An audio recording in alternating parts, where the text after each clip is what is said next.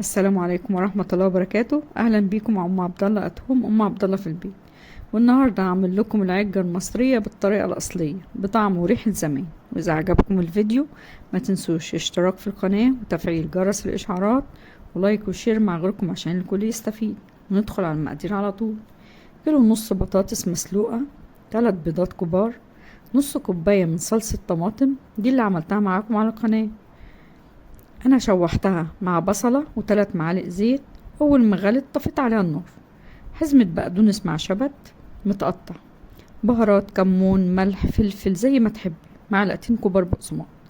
ندخل على الطريقة على طول. اول حاجة بنهرس البطاطس كويس بشوكة او كوباية زي ما تحبي.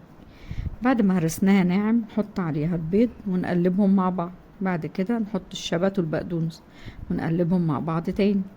بعد كده نحط صلصة الطماطم والبهارات ونقلب كل ده مرة تانية.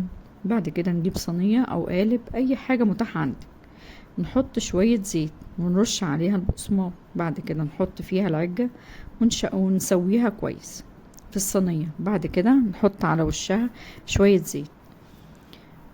نسخن الفرن على 200 درجة مئوية لمدة 10 دقايق وندخلها في الفرن لمدة من 20 ل 30 درجة مئوية، من 20 ل 30 دقيقة لحد ما تحمر من تحت. نشغل الشواية 5 دقايق لحد ما يحمر وشها.